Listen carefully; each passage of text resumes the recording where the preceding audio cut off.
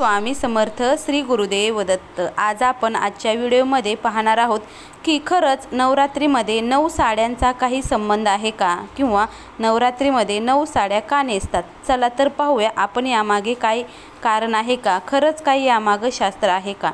बघा, आज 9 रंगाचा आपण विचार करतोय ना, नवरात्रीचा आणि कलरचा कुठेही काही संबंध नाही। दुर्गा देवी 9 दिवस आणि 9 रात्र दुष्ट राक्षसाचा संहार करण्यासाठी अहोरात्र उभी होती आणि राक्षसांचा वध करून त्या शस्त्राने त्याचं मस्तक उडून तिची तलवार लाल झाली होती। तिचं सर्वांग लाल झालेलं होतं, त्यामुळं नवरात्रात देवीचा एक रंग होता, तो म्हणजे लाल। नवरात्राचा आणि रंगाचा कुठेही संबंध नाही, पण तरी पण तुम्हाला कलरच्या साड्या घालायच्या असतील तर आज कोणता रंग आहे, तर आज लाल रंग आहे का, किंवा इतर कुठले रंग आहेत, चला तर ते आपण पाहूया। पांढरा रंग म्हणजे पांडुरंगाचा रंग असतो। तुम्हाला हा कलर घालायचा असेल तर तुम्ही तो घालू शकता। फक्त एवढं करा की महादेवाला भांडून दुर्गा देवीचा कलर तुम्ही घालू नका। मंदिरातील दुर्गा देवी तुम्ही घरात महादेवाला भांडत असाल तर ती दुर्गा देवी तुम्हाला कधीही प्रसन्न होणार नाही।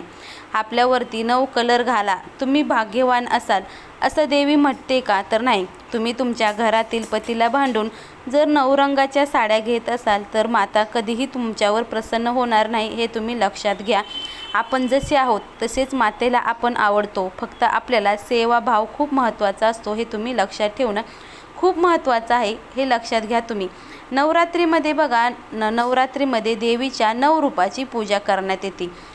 त्याचा उल्लेख तर आपल्या श्री दुर्गा सप्तशतीमध्ये आलाच आहे। बघा, प्रथम शैलपुत्री ते द्वितीय ब्रह्मचारिणी, तृतीय चंद्रघंटा ते पुष्पांटा चौथी पंचम स्कंदमाता षट कात्यायनसी, सातवी कालरात्री ती अष्टमी नवदुर्गा, कालरात्री ती महागौरी ती अष्टमा, नवम सिद्धिदात्री ती नवदुर्गा यशस्विनी। अशा प्रकारे 9 स्वरूपाचे पूजन आपण 9 दिवस वेगवेगळ्या स्वरूपात हे त्यांचं पूजन करत असतो। 3.5 शक्तिपीठाचे दर्शन घेण्यासाठी आम्ही अख्खा महाराष्ट्र फिरतोय। वाक्य नीट लक्ष देऊन ऐका की 3.5 शक्तिपीठाचं दर्शन घेण्यासाठी आपण अख्खा महाराष्ट्र फिरतोय, पण तुम्हाला अख्खा महाराष्ट्र फिरायची काही गरज नाही। त्या 3.5 शक्तिपीठाची वारी करण्यासाठी आपल्याला आपलं घर सोडायची सुद्धा गरज नाही का, तर 3.5 शक्तिपीठ तुमच्या दारात आहेत। चला तर ते 3.5 शक्तिपीठ कोण आहेत जे आपल्या दारात आहेत। पहिली म्हणजे जी आपल्याला जन्म दिला ती आपली आई म्हणजे माता। दुसरी म्हणजे आपली बहीण, जी आपल्यावर जीवापाड प्रेम करते, आपली मैत्रीण म्हणून असते, ती म्हणजे आपली बहीण। आणि तिसरं शक्तिपीठ आहे ती म्हणजे आपली पत्नी, जी आपल्यासाठी सर्व घरदार सोडून आपल्याबरोबर राहत असते, ती सर्वस्वाचा त्याग करून आपल्याबरोबर येते, ती आपली पत्नी। आणि अर्धशक्तिपीठ, चौथं म्हणजेच अर्धशक्तिपीठ 3.5, जिच्या तुम्ही पोटातून जन्माला घातलं, जिला तुम्ही तुमच्या पोटातून जन्माला घातलं, जिच्या पोटी तुमचा जन्म झाला, ती म्हणजे कन्या, हे चौथं शक्तिपीठ। ज्याला आई, बायको, बहीण आणि पोरगी या 4 स्त्रियांविषयी आदर करता आला, त्या पुरुषाला भारतातील कोणत्याही कुलपीठावर जाण्याची काही गरज नाही असं सांगितलं जातं। कारण प्रत्येक स्त्री ही शक्ती स्वरूपाचं आणि कुलपीठाच्या जागी त्या पुरुषाचं हे प्रतिनिधित्व निभावत असते। भारतात कोणत्या शक्तिपीठाला तुम्हाला जायची गरज नाही। नवरात्रीत 9 स्वरूप तुम्ही तुमच्या दारात पाहतात। जगदंबेला सांगू तुम्हाला, ऐका त्या लक्षपूर्वक, म्हणजे तुम्ही लक्षपूर्वक ऐका, कारण 3.5 शक्तिपीठं तुमच्या दारात आहेत, मग तुम्हाला इतरत्र जाण्याची काही गरज नाही। त्या 3.5 शक्तिपीठांचं तुम्ही नीट सन्मान करा, त्यांना नीट वागणूक द्या, त्यांना प्रेमाने बोला, तर तुम्हाला देवी नक्कीच प्रसन्न होईल। तुम्हाला इतरत्र जाण्याची काही गरज नाही। आणि काही ठिकाणी असं होतं की देवीचा तुम्ही मान सन्मान करता, परंतु घरच्यांना अपमान करता, तर अशाने देवी कधीही प्रसन्न होणार नाही, हे लक्षात ठेवा। जगदंबेचे स्वरूप कोणत्याच मंदिरात जाऊन पाहायची गरज नाही। ती 9 स्वरूप तुम्हाला तुमच्या घरात आणा, तुमच्या बायकोत दिसतात। ज्यावेळी एकटी असणारी बायको घरातील सगळी कामं करते, 8 भुजा धारण करून ती सगळी कामं एकटी करत असते, त्यावेळी ती घरात काम करत असते, त्यावेळी त्याचं स्वरूप हे अष्टभुज स्वरूप असतं, हे तुम्ही लक्षात ठेवा। अन्नपूर्णा घरात खर्च चालू असतात ती कसर करत असते. महालक्ष्मीचे असते त्यावेळेस ती सगळं काम करून मुलाचा अभ्यास घेते, मुलांना शिकवते. ज्यावेळी बाळकाचं स्वरूप असते त्यावेळेस ती सरस्वती संकट येते, त्यावेळेस ती संकटात आपल्याला उभी राहते.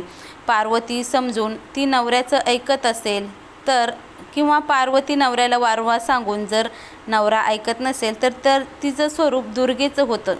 त्यावेळेस ती दुर्गा होते हे लक्षात ठेवा.